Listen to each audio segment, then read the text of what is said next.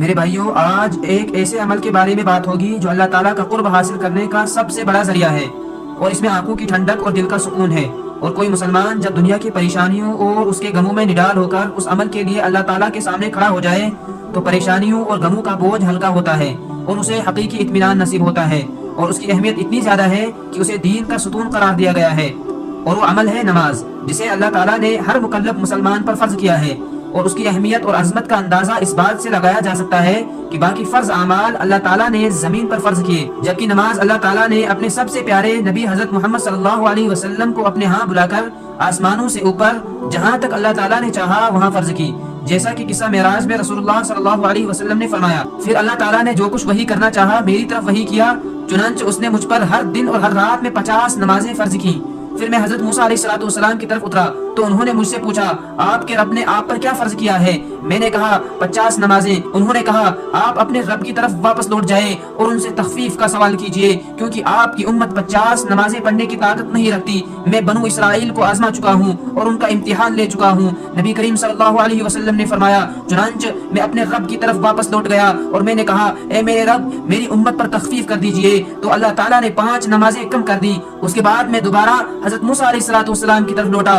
اور انہیں بتایا کہ اللہ تعالیٰ نے 5 نمازیں کم کر دی ہے۔ تو انہوں نے کہا، آپ کی امت اب بھی طاقت نہیں رکھتی، اس لیے آپ دوبارہ اپنے رب کے پاس لوٹ جائیے اور اسے تخفیف کی التجا کیجیے۔ نبی کریم صلی اللہ علیہ وسلم نے فرمایا، چنانچہ میں اپنے رب تبارک و تعالیٰ اور موسیٰ علیہ السلام کے درمیان بار بار آتا جاتا رہا، یہاں تک کہ اللہ تعالیٰ نے ارشاد فرمایا، اے محمد، یہ دن اور رات میں 5 نمازیں ہیں اور ہر نماز کے لیے 10 نمازوں کا ثواب ہے، یوں اجر کے لحاظ سے یہ 50 ہے۔ اور آپ کی امت پر خصوصی فضل و کرم فرمایا اور فرض نمازوں کی تعداد 50 سے 5 کر دی، تاہم اجر و ثواب کے اعتبار سے وہ 50 ہی کے برابر ہے۔ اس لیے میرے بھائیوں، ہمیں اللہ تعالیٰ کی اس احسان عظیم پر شکر گزار ہونا چاہیے، اور اس کا شکر اس طرح ادا ہوگا کہ ہم 5 نمازیں پابندی کے ساتھ ادا کرتے رہیں اور ان کی ادائیگی میں کوئی کوتاہی نہ کریں۔ اللہ تعالیٰ نے قرآن مجید میں نماز کا ذکر بار بار اور مختلف انداز سے فرمایا۔ کہیں اللہ تعالیٰ اس کا حکم دیتے ہوئے ارشاد فرماتا ہے، وَأَقِيمُوا الصَّلَاةَ وَآتُوا الزَّكَاةَ وَارْكَعُوا مَعَ الرَّاكِعِينَ، نماز قائم کرو اور زکات دیتے رہو اور رکوع کرنے والوں کے ساتھ رکوع کیا کرو۔ اسی طرح اس کا فرمان ہے، وَمَا أُمِرُوا إِلَّا لِيَعْبُدُوا اللَّهَ مُخْلِصِينَ لَهُ الدِّينَ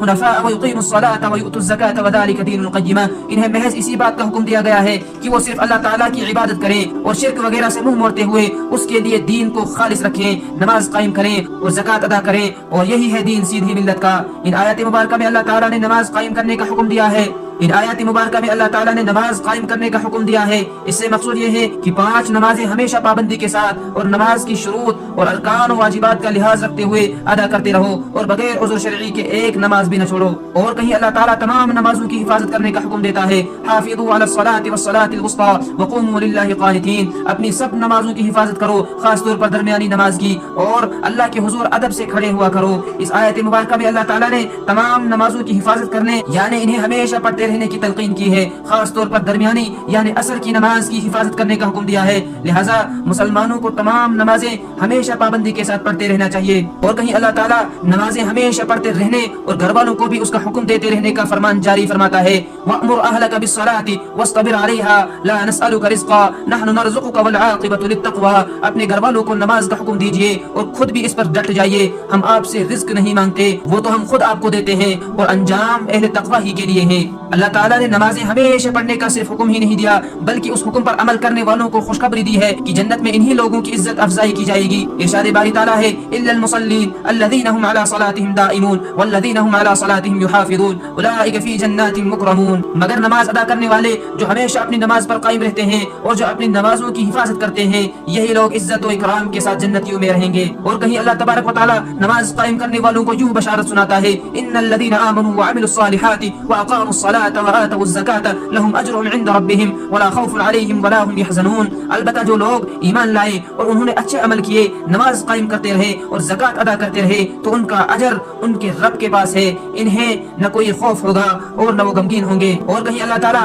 عاجزی کرنے والوں کی صفات کے ضمن میں نماز قائم کرنے والوں کا ذکر فرماتے ہوئے انہیں یوں بشارت دیتا ہے، إِلَٰهُكُمْ إِلَٰهٌ وَاحِدٌ فَلَهُ أَسْلِمُوا وَبَشِّرِ الْمُخْبِتِينَ الَّذِينَ إِذَا ذُكِرَ اللَّهُ وَجِلَتْ قُلُوبُهُمْ وَالصَّابِرِينَ عَلَىٰ مَا أَصَابَهُمْ وَالْمُقِيمِ الصَّلَاةِ وَمِمَّا مما رزقناهم ينفقون. تمہارا معبود برحق صرف ایک ہے، لہٰذا اسی کے فرمانبردار بنو، اور آپ عاجزی کرنے والوں کو بشارت دیجئے کہ جب اللہ کا ذکر کیا جائے تو ان کے دل دہل جاتے ہیں، اور کوئی مصیبت پہنچے تو اس پر صبر کرتے ہیں، نماز قائم کرتے ہیں، اور ہم نے انہیں جو کچھ دیا ہے اس سے وہ خرچ کرتے ہیں. اس آیت کریمہ سے یہ بھی معلوم ہوا کہ عاجزی اور انکساری کا تقاضا یہ ہے کہ انسان اللہ تعالیٰ کے حکم کے مطابق 5 نمازیں ہمیشہ پابندی کے ساتھ پڑھتا رہے، ورنہ اگر وہ نمازوں سے غافل رہتا ہو یا ان میں سستی کرتا ہو تو وہ یہ سمجھ لے کہ گویا وہ اپنے آپ کو اللہ تعالیٰ کے حکم سے بڑا سمجھتا ہے، اور یہ بھی تکبر ہی ہے کہ وہ اللہ تعالیٰ کے حکم کے سامنے سر تسلیم خم کرنے کے بجائے منمانی کرے اور اپنی مرضی کے مطابق نماز پڑھے. اور اس طرح کا تکبر اگر رائے کے دانے کے برابر بھی کسی کے دل میں ہو تو وہ ہرگز جنت میں داخل نہ ہوگا. نماز اللہ کے نزدیک اس قدر اہم ہے کہ اس نے نماز کو ایمان کہا ہے. ارشاد باری تعالیٰ ہے وما كان الله ليضيع ايمانكم ان الله بالناس لرؤوف رحيم، اور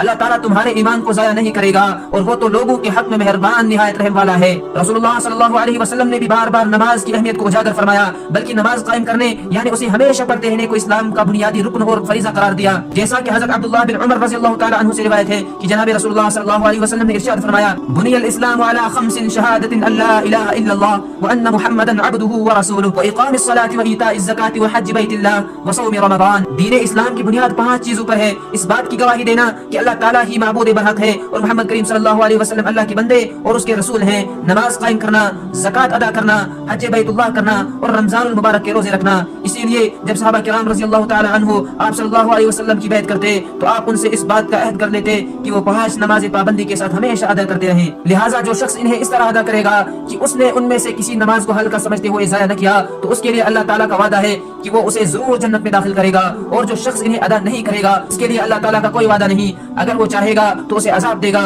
اور اگر وہ چاہے گا تو اسے جنت میں داخل کر دے گا. ایک اور حدیث شریف میں حضرت صلی اللہ علیہ وسلم نے نماز کو دین کا ستون قرار دیا ہے، اور جب ستون نہ رہے تو کوئی عمارت قائم نہیں رہ سکتی. اسی طرح نماز نہ پڑھی جائے تو دین بھی باقی نہیں رہتا. حضرت معاذ رضی اللہ تعالیٰ عنہ بیان کرتے ہیں کہ رسول اللہ صلی اللہ علیہ وسلم نے ارشاد فرمایا معاملے کی جڑ اسلام ہے، اس کا ستون نماز ہے، اور اس کی چوٹی جہاد ہے.